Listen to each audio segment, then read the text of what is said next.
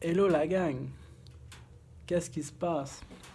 C'est Carlos qui fait une nouvelle vidéo pour la gang de Frenchy, la Familia, pour ceux qui comprennent ma parlure, du par chez nous. Un petit résumé sur qu'est-ce qui se passe au boss, chez nous, l'éventuel chez nous.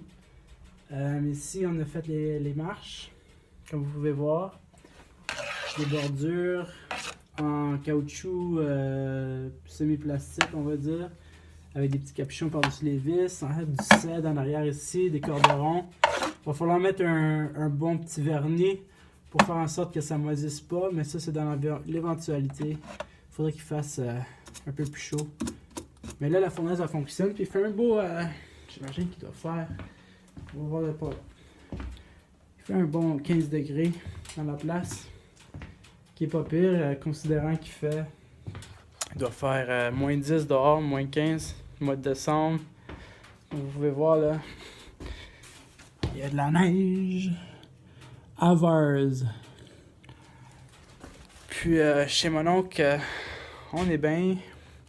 Fait que là, par ici, vous pouvez voir, on a pas mal fini le framing des murs extérieurs, qui fait en sorte qu'on va pouvoir avancer un peu plus.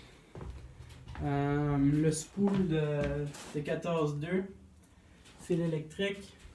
Ça va faire en sorte qu'on va pouvoir commencer à faire notre diagramme électrique puis passer nos fils.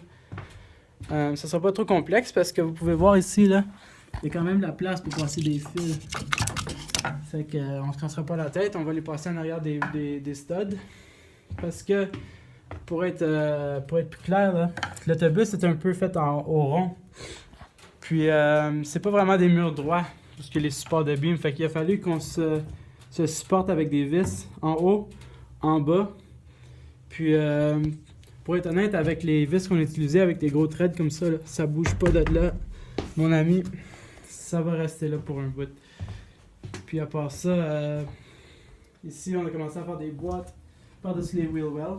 On a manqué de bois là, mais comme vous pouvez voir, on a mis de l'isolant en dessous du frame de la boîte. Puis par après, ben, on va mettre un morceau de plywood aux dimensions de la boîte qui va faire en sorte que ça va tout être couvert. Puis qu'on aura plus fret. Tiens, je touche ici, là, tu sais, je vais faire un beau petit dodo drette là. Mais la laine, ça pique, fait que je pense pas que c'est une bonne idée.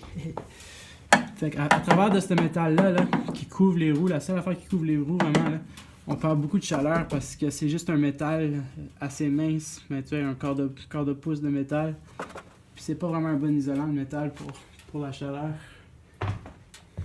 Fait que... on va faire en sorte qu'on perde le moins de chaleur possible.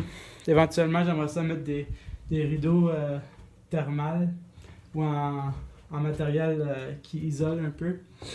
Ça va être quelque chose qu'il va falloir travailler dessus peut-être pendant l'hiver. Puis ça va faire en sorte que ces fenêtres-là qui sont pas mal cheap, pas qu'ils sont cheap, c'est juste qu'ils sont pas faites pour garder la chaleur. On va isoler un peu mieux.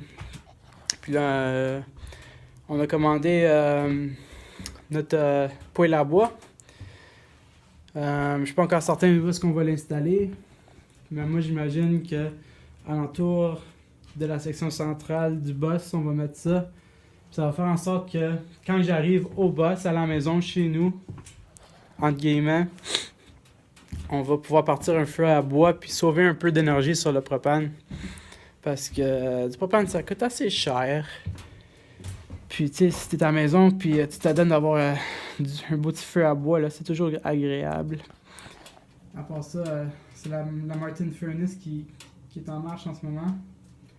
Propane, 20 000 BTU. Qui est en masse pour chauffer la place. Je pense qu'il est un peu plus bas qu'au maximum. Si je le mets au max, là. Ça monte assez rapidement, là, je dirais en 45 minutes, 1 heure, là, il fait 20 degrés, 21 degrés dans la place. Puis pour le gaz, on sort dehors ici. Vous pouvez voir, je sais pas si vous voyez là, il y a la tank de propane, elle rentre juste ici. On s'en va en rigid pipe.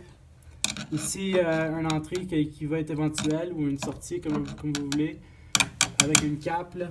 Ça va s'en aller de l'autre côté de l'autobus, jusqu'où il y a la plomberie, le lavabo de cuisine. En dessous, il va y avoir un chauffe-eau à propane.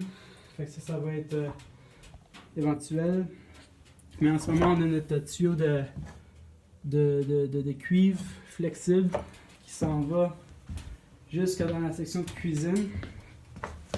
Juste en dessous ici, on voit ça marche à la flare. Puis on s'en va avec boom à la fournaise. Ici, ça va être peut-être le frigidaire ou vice versa avec le poêle à gaz pour faire la cuisson. J'ai mis une photo il n'y a pas long du poêle que j'ai acheté pour 100$, une bonne deal. Un vieux poêle des années 80 d'une roulotte. On l'a tout arrangé. Mon père, mais surtout mon père, c'était son petit projet. Puis, ouais, c'était une bonne deal. Ça a fait une belle job. Je vais peut-être mettre un lien à la photo dans mes commentaires. Puis à part ça, c'est ça. On a peinturé ici le dash en brun avec de la peinture en plastique. Ce qui fait un peu un allure un peu plus rustique que juste le mât noir de base qui est venu avec l'autobus. Puis le guidon, on a mis un nouveau couvert dessus parce qu'il était un peu mal à mancher. Un couvert sur le siège. Fait que si je m'adonne à le conduire, l'autobus, au moins il va avoir un peu plus d'allure. Fait que pour l'instant, c'est pas mal juste ça que j'ai à dire. On va vous garder au courant. Puis à la prochaine. Ciao.